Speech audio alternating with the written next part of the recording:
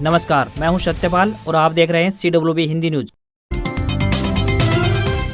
शक संवत 1945 विक्रम संवत 2080 आज फाल्गुन मास के कृष्ण पक्ष की एकादशी तिथि और दिन बुधवार है। तदनुसार अंग्रेजी तारीख 6 मार्च सन 2024। सबसे पहले आज के मुख्य समाचार। HPSC jobs update. Veterinary surgeon के 383 पदों पर निकली भर्ती, बताएंगे पूरी अपडेट। रेल यात्रियों के लिए बड़ी खुशखबरी, रेलवे ने घटाया पैसेंजर ट्रेनों का किराया, जानिए टिकट की नई कीमत। हरियाणा में फैमिली आईडी से जुड़ी बड़ी खबर, अब PPP में बदल सकेंगे परिवार के मुखिया का नाम, और भी बड़ी अपडेट सामने आई है।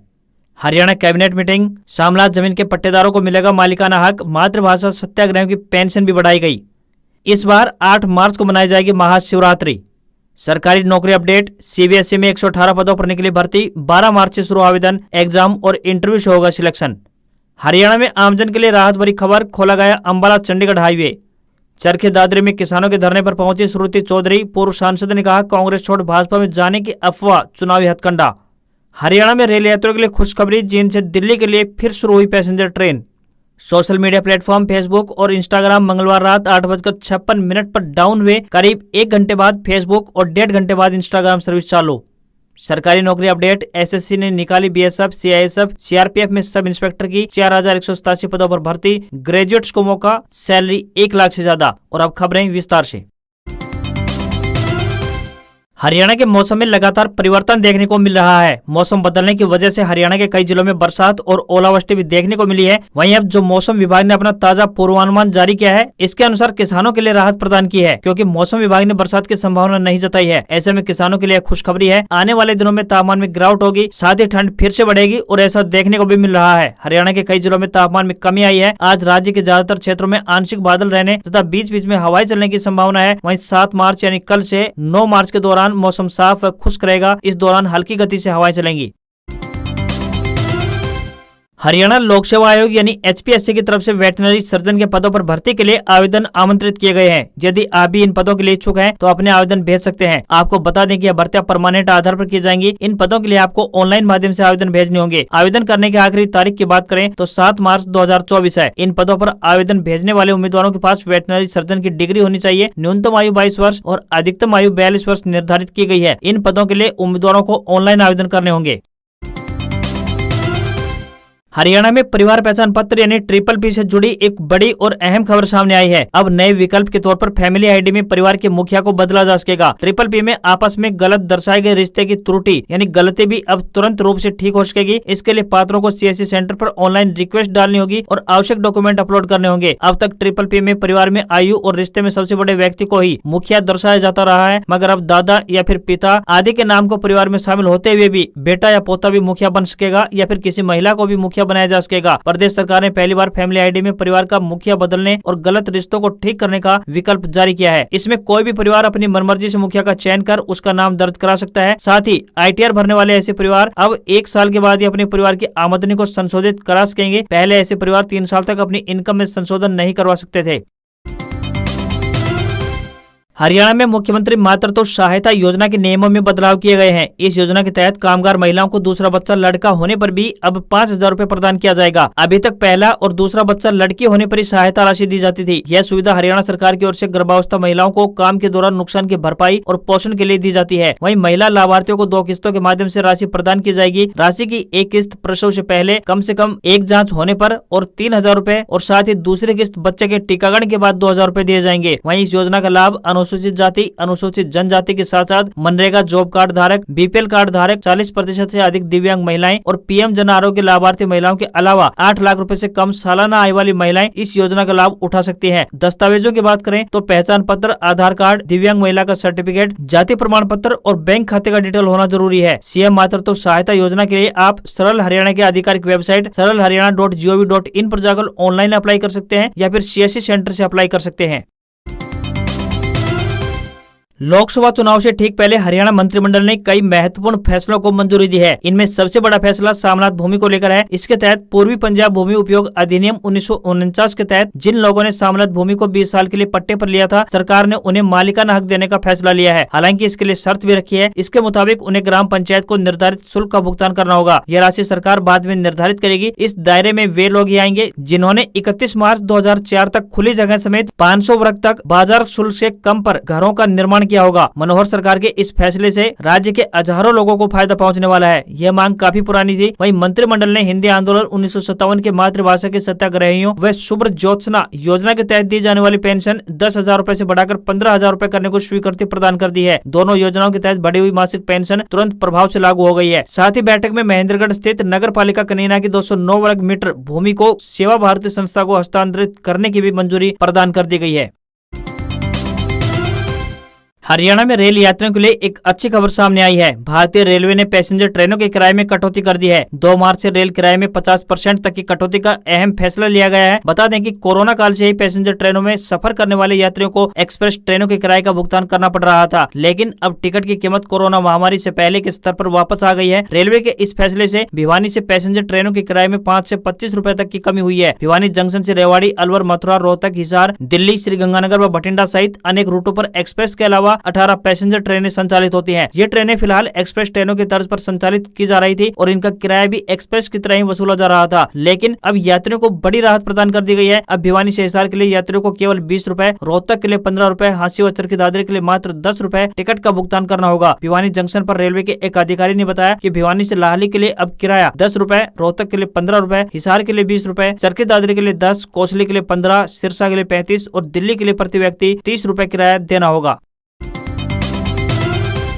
केंद्र के मोदी सरकार किसानों के हितों को सर्वोपरि रखते हुए उनके लिए कई कल्याणकारी योजनाएं चला रही है ताकि किसानों का उत्थान हो सके। ऐसी ही एक प्रधानमंत्री किसान ऊर्जा सुरक्षा एवं उत्थान महाअभियान यानी पीएम कुसुम योजना है, जो कि हरियाणा के किसानों को खूब रास आ रही है। इस योजना के तहत किसानों को खेतों में सिंचाई के लिए सब्सिडी पर सोलर पैनल स्थापित करने की सुविधा मिल रही है। इस योजना का लाभ उठाते हुए मौजूदा वित्त वर्ष में 67,000 से अधिक किसानों ने सोलर पंप लगवाए हैं, जबकि 1 अप्रैल से शुरू हो रहे नए वित्त वर्ष में 70,000 सोलर पंप और लगाए जाएंगे। सोलर पंप पर सरकार भारी भरकम सब्सिडी देती है। रणजीत चौटाला ने बताया कि जिन किसानों ने बिजली आधारित कृषि नलकूप कनेक्शन के लिए आवेदन किया हुआ है, उनको भी चरणबद्ध ढंग से डिमांड नोटिस जारी किए जा रहे हैं। सभी औपचारिकताएं पूरी करने के बाद इन किसानों को कनेक्शन जारी कर दिए जाएंगे। हरियाणा के प्रमुख विपक्षी दल कांग्रेस ने लोकसभा चुनाव की तैयारियों के साथ प्रत्याशियों की चयन प्रक्रिया को तेज कर दिया है। सोमवार को नई दिल्ली में पार्टी की स्क्रीनिंग कमेटी की बैठक हुई। वहीं पार्टी के हरियाणा मामलों के प्रभारी दीपक बाबरिया, पूर्व और विपक्ष के नेता भूपेंद्र सिंह हुड्डा तथा प्रदेशाध्यक्ष चौधरी उदय भान भी बैठक में मौजूद रहे। इससे पहले हुई बैठक में लोकसभा चुनाव के लिए आवेदन करने वाले नेताओं की लिस्ट की छटनी की जा चुकी है। 10 लोकसभा सीटों के लिए 320 से अधिक नेताओं ने आवेदन किया था। पार्टी की ओर से छटनी करने के बाद सीटवार मजबूत चेहरों के नामों की लिस्ट बनाई जा चुकी है। कांग्रेस के संभावित लोकसभा प्रत्याशियों की बात करें तो अंबाला से कुमारी शैलजा, सिरसा से गीता भुक्कल, हिसार से जयप्रकाश उर्फ जेपी, करनाल से चाणक्य पंडित, सोनीपत से कर्नल रोहित चौधरी, रोहतक से दीपेंद्र सिंह हुड्डा, भिवानी महेंद्रगढ़ से राव दान सिंह, गुरुग्राम से जितेंद्र भारद्वाज या फिर सुभाष यादव का नाम सामने आ रहा है, तो वहीं फरीदाबाद से करण सिंह दलाल संभावित लिस्ट में शामिल है। हरियाणा में रेल यात्रियों के लिए एक और अच्छी खबर सामने आई है। भारतीय रेलवे ने प्रतिदिन जींद से दिल्ली के लिए सफर करने वाली ट्रेन को दोबारा से संचालन शुरू कर दिया है। किन्हीं कारणों के चलते साल 2022 में इस ट्रेन का संचालन बंद कर दिया गया था। ऐसे में रेलवे के इस फैसले से यात्रियों को दिल्ली जींद के बीच आवागमन करने में बड़ी राहत प्रदान होगी। बता दें कि train number 04988 Jind Delhi passenger शाम 3:50 पर जींद से रवाना होकर शाम 5 बजे रोहतक पहुंचेगी। इसके बाद ट्रेन आगे का सफर तय करते हुए शाम 5:56 पर बहादुरगढ़ और शाम 7:42 मिनट पर दिल्ली पहुंचेगी। इस ट्रेन का दोबारा संचालन होने का सबसे बड़ा फायदा जींद के लोगों को मिलने वाला है, क्योंकि जींद से दिल्ली के लिए दोपहर 2:30 बजे ट्रेन रवाना होने के बाद दिल्ली के लिए अगली ट्रेन 4.5 घंटे बाद थी। ऐसे में दिल्ली जाने के लिए यात्रियों को घंटों लंबा इंतजार करना पड़ता था।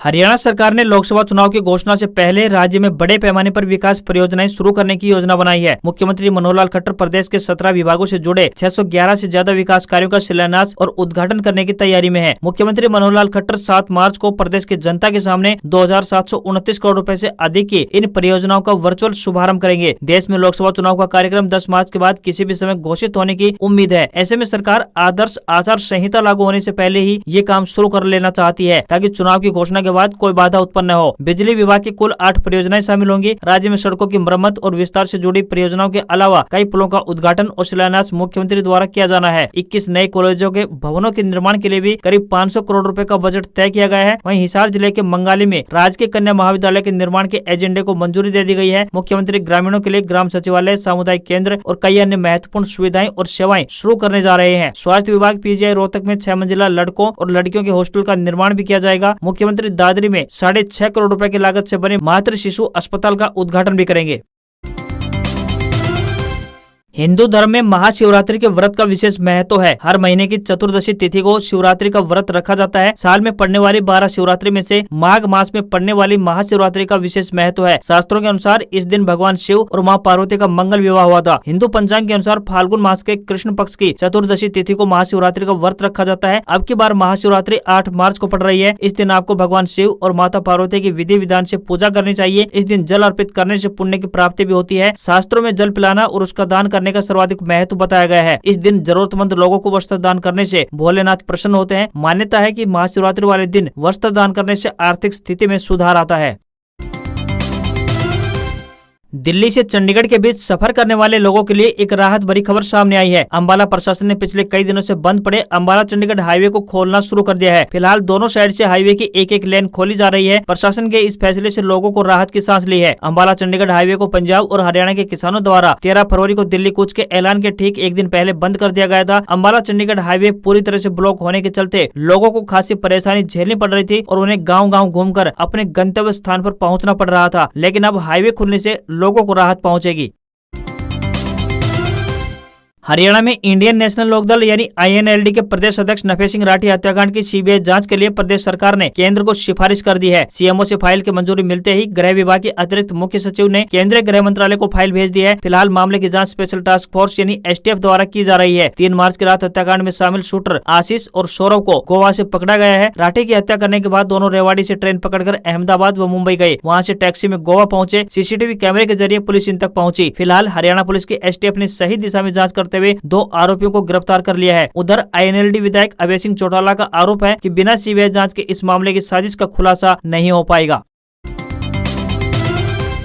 हरियाणा के चरखी दादरी के समसपुर के समीप चल रहे किसानों के धरने पर मंगलवार को कांग्रेस के पूर्व सांसद श्रुति चौधरी पहुंची। उन्होंने किसान आंदोलन को अपना समर्थन दिया। उन्होंने पत्रकारों से बातचीत में भाजपा में जाने की बातों को सिरे से नकारते हुए कहा कि ये विरोधियों द्वारा चुनाव के समय फैलाई गई महज अफवाह है। बता दें कि किसान आंदोलन पार्ट 2 के समर्थन में समसपुर के किसान 1 मार्च से किसानों द्वारा धरना दिया जा रहा है। मंगलवार को पूर्व सांसद श्रुति चौधरी भी धरने पर पहुंची। उन्होंने MSP सहित किसानों की दूसरी मांगों का समर्थन करते हुए कहा कि सरकार को जल्द से जल्द किसानों की मांगों को पूरा करना चाहिए। उन्होंने कहा कि वे पहले भी किसानों के साथ खड़ी रही थी और अब भी पूर्ण रूप से किसानों को उनका समर्थन है। बता दें कि वर्तमान में सोशल मीडिया पर पूर्व सांसद श्रुति चौधरी व कांग्रेस की वरिष्ठ नेत्री व तोसाम से विधायक उनकी मां किरण चौधरी के भाजपा में जाने और 10 मार्च को पार्टी ज्वाइन करने के मैसेज तेजी से वायरल हो रहे हैं। चरखी दादरी में किसान धरने पर पहुंची श्रुति चौधरी ने मीडिया के समक्ष इसे महज अफवाह बताया और कहा कि इन बातों में कोई सच्चाई नहीं है। भारतीय शेयर बाजार में गिरावट देखने को मिली है। सेंसेक्स 195 अंक गिरकर 73,677 के स्तर पर बंद हुआ, तो वहीं निफ्टी में भी 49 अंकों की गिरावट देखने को मिली और ये 22,356 के स्तर पर क्लोज हुआ। जबकि बैंकिंग शेयरों में तेजी देखने को मिली है। वहीं कॉमर्शियल और पैसेंजर व्हीकल बिजनेस के डीमर्जर की घोषणा के बाद टाटा मोटर्स के शेयर ने अपना नया ऑल टाइम हाई बनाया है। वहीं $1 का रेट 82 रुपए 90 पैसे के स्तर पर बंद हुआ। सोना ऑल टाइम हाई पर पहुंच गया है। 10 ग्राम सोना 924 रुपए महंगा होकर 64,404 रुपए का हो गया है। वहीं चांदी में भी बढ़त देखने को मिल रही है और ये 1261 रुपए महंगी होकर 72,038 रुपए प्रति किलोग्राम के स्तर पर पहुंच गई है। आपको बता दें कि आप हमेशा ब्यूरो ऑफ इंडियन स्टैंडर्ड्स यानी BIS का हॉलमार्क लगा हुआ सर्टिफाइड गोल्ड ही खरीदें। नए नियम के तहत 1 अप्रैल से 6 डिजिट वाले अल्फा न्यूमेरिक हॉलमार्किंग के बिना सोना नहीं बिकेगा। आज खबरों में बस इतना ही। देखते रहिए आपका अपना हरियाणा का सबसे बेहतरीन news channel CWB Hindi news. नमस्कार। इसी आशा के साथ आपका दिन शुभ रहे।